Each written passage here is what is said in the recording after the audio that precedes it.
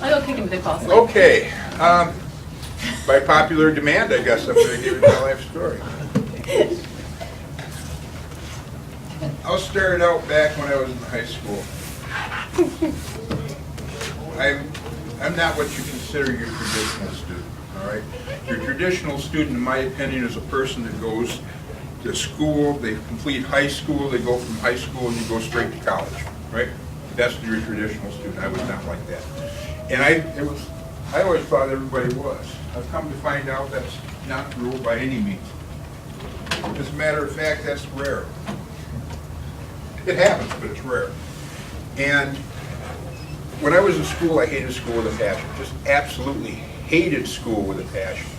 I would sit in my desk and look out the window and say, there's a whole world going on out there, and I'm not part of it, right? I want to get out there and do something.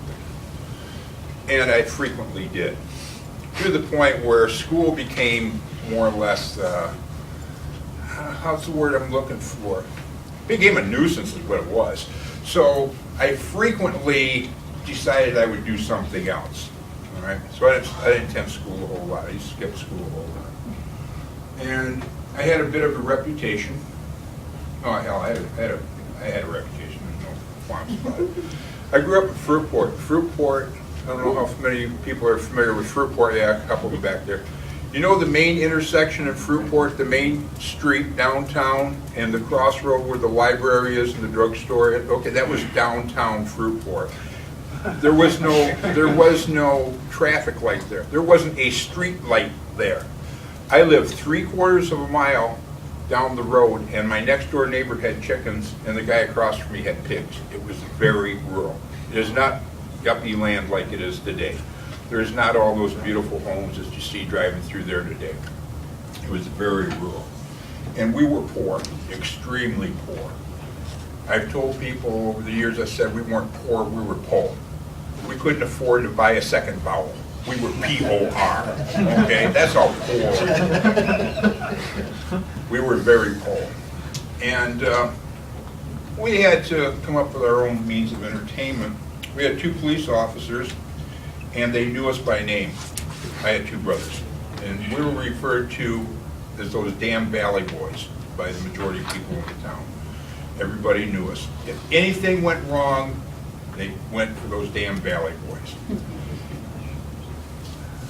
Majority of the time they were right, but not always, you know, not always.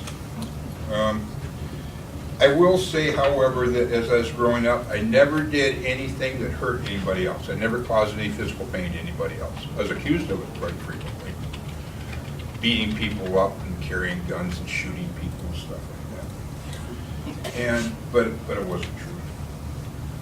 I never maliciously destroyed property. I would never vandalize anything. To me, it was senseless. It doesn't make any sense to go around destroying property, right?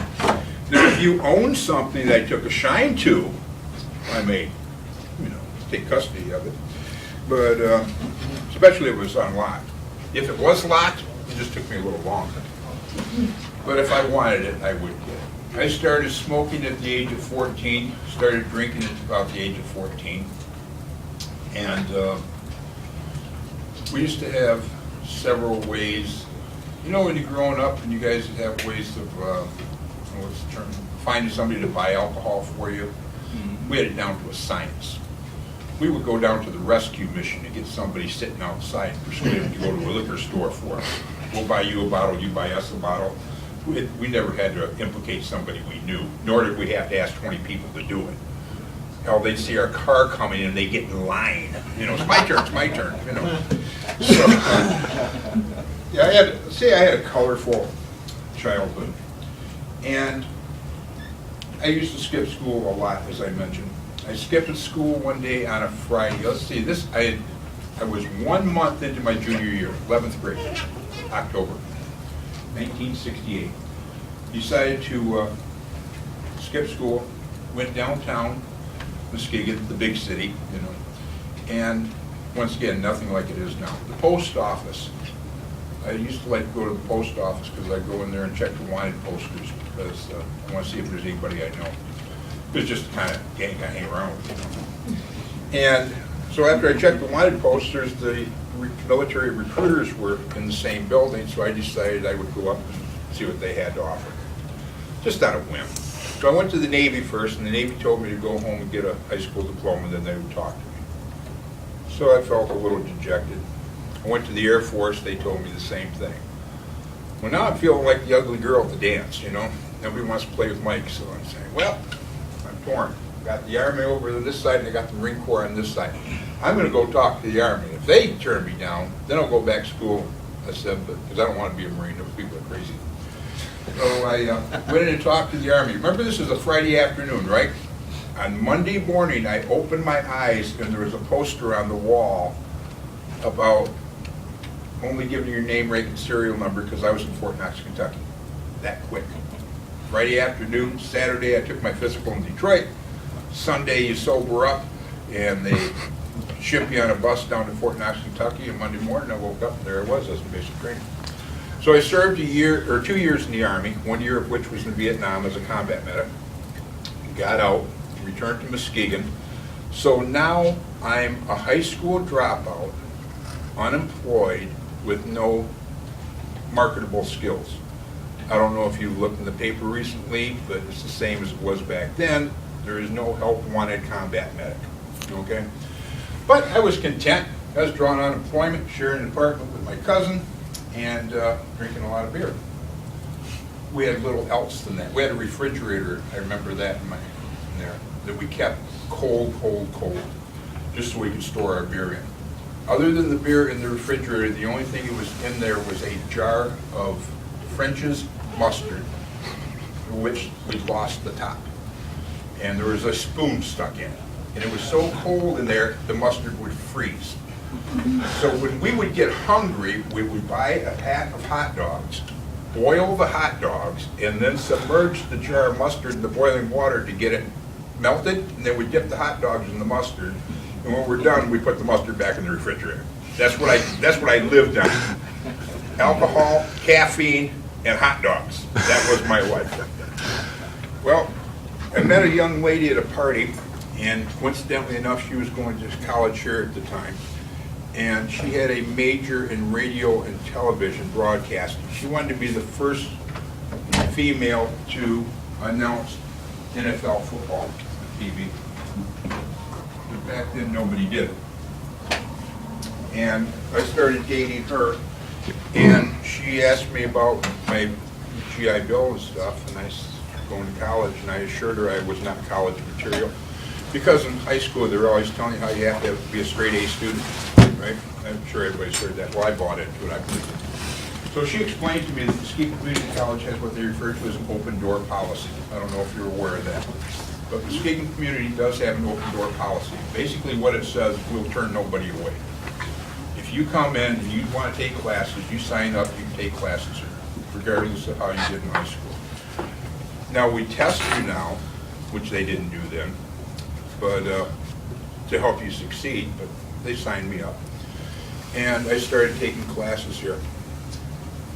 As a matter of fact, she loaned me $250 so I could start taking classes. And back in 1970, $250 was a lot of money, considerable chunk. And she took it out of her savings account, didn't tell her parents about it, loaned me this money to go to school. I went on to marry her. She went to Michigan State, did 1 semester at Michigan State, and then announced to the world that she was quitting school to marry me. Can't begin to tell you how proud her parents were, you know? I mean, so, you want to marry this unemployed, alcoholic, high school dropout. Yep, he's the man of my dreams, Dad. This is who I want to spend my life with. We've been married 38 years now. I still owe her $250. She has told me over the years that if I ever decided I wanted a divorce, the first thing I had to do is pay her back that $250. So as a result, I'd never have a liquid $250. But it's been good. I got married, and she has been my inspiration. Absolutely no doubt about it. I mean, I attribute everything to her. I'd probably still be eating hot dogs or dead if it hadn't been for her. But I got a job, went to college, and I completed what they call a certificate program. I don't know if you're aware of that. Here at the college we have two programs, a certificate program and a degree program. The certificate says we'll teach you all the classes you need to make you marketable, to get you a job. The difference between a certificate takes 1 year, a degree takes 2 years. A certificate has all the drafting and the math you need. An associate's degree has the English, your non-Western world, your humanities, your art, your psychology, yada, yada, yada, okay, to make you a well-rounded person. That's a degree. I got my certificate and I went to work for these people that donated this conversion chart here, B&B Design. And B&B Design is a job shop. And what they do is companies come to them and say, we need this design or this drawing, and then you make those drawings. You don't work for an independent company. You're kind of like a drafter for hire. So I did that, and then when I was there, I'd be looking over, and I'm just a detail draftsman, I'm just drawing individual detail parts. And I'd say, what's that guy doing? What's the designer? What's the designer have to have? Well, he has to have an associate's degree. So I'd work and went and got my associate's degree. Time goes by, and I say, what's that guy over there doing? He's pretty cool. And he said, well, he's an engineer. Ooh, I want to be an engineer. So I went out and got my engineering degree. It took me 15 years to get my engineering degree because I procrastinated a lot. I'd take a class or two, and then I'd take off a semester, you know, because they didn't offer the class I needed. So I said, well, next semester I'll go. Well, now it's fall. Fall comes around, and oops, I'm too late, 2 weeks late to register. I'll pick up in the winter.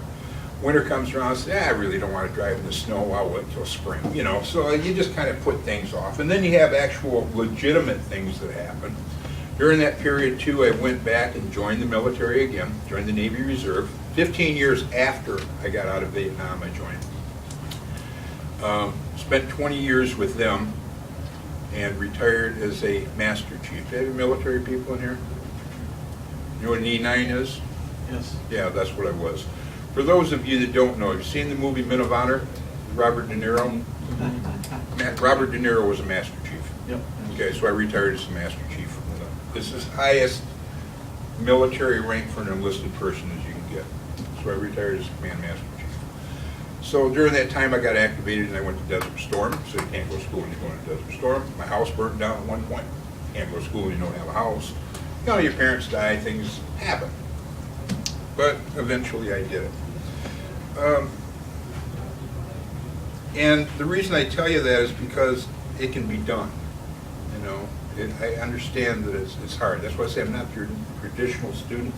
And a lot of you here, I know from having talked to students, tell me they don't feel comfortable. They feel I'm too old, or I've been out of school too long, or I don't have that high school background. I didn't get A's in school.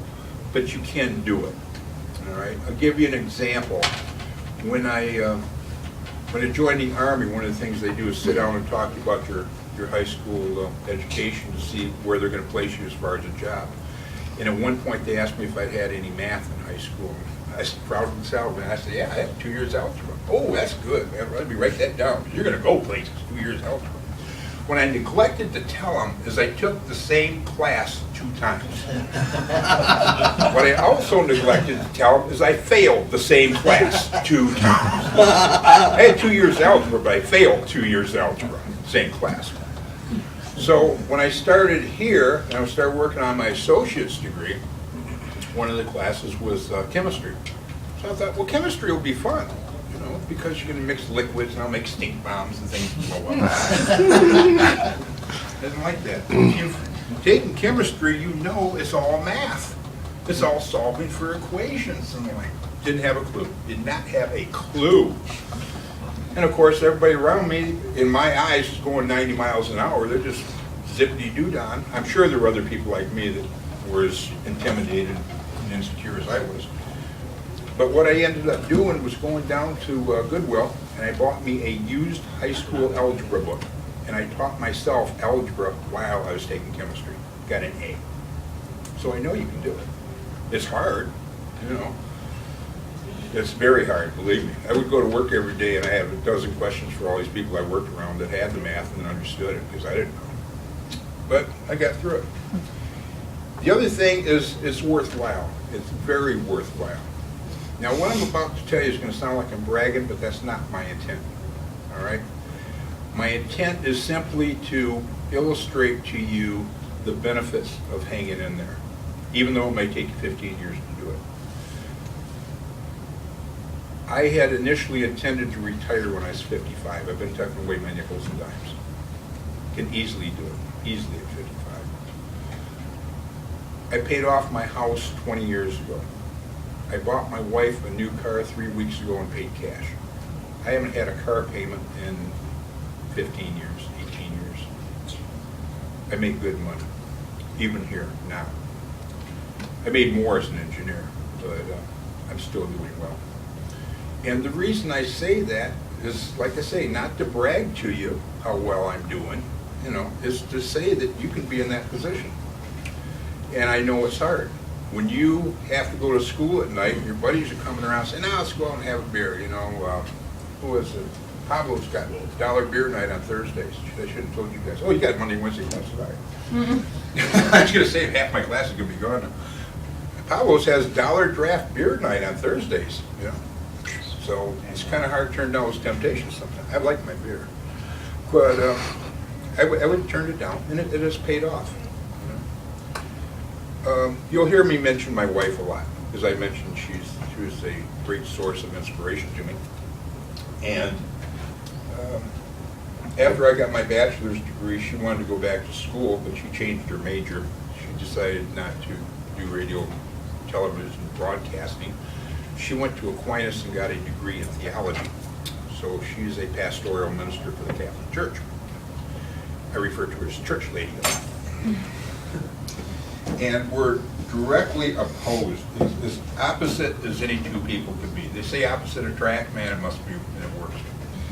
She, as I say, I refer to her as church lady, and she's a Democrat and a bleeding heart liberal, and her world consists of rainbows and butterflies, and everybody smiles, and only nice things happen.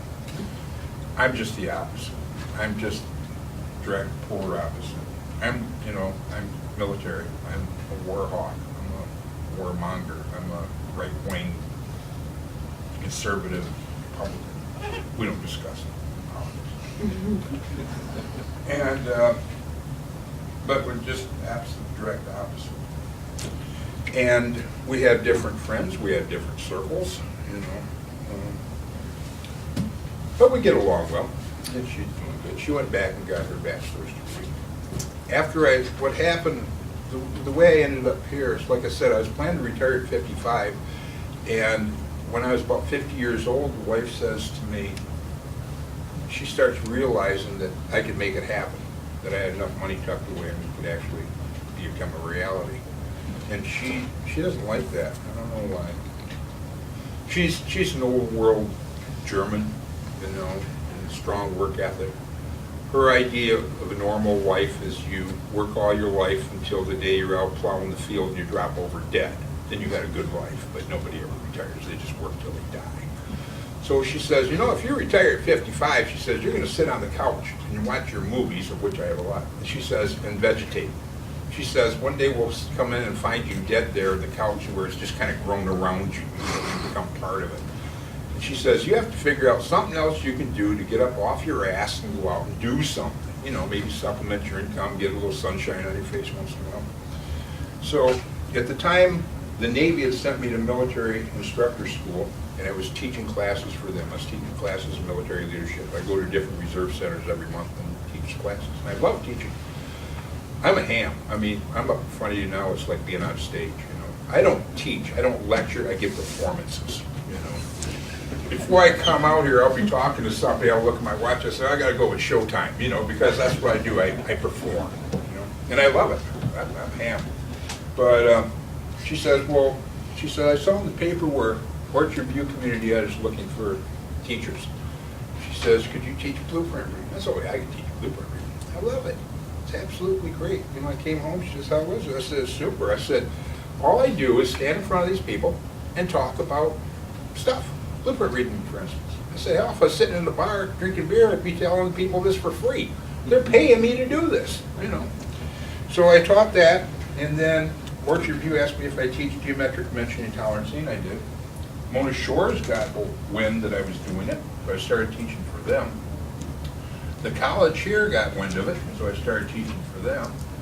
At which point I ended up teaching geometric dimension and tolerancing and CAD 100, Introduction to Drafting. So I was teaching and somebody approached me one day and asked me if I'd ever consider teaching here full time. And I said, well, it's flattering. I said, I appreciate the offer. I said, but realistically, I know what you guys pay, you know. And I said, and I'm an engineer, I make pretty good money. I said, you guys can't afford me.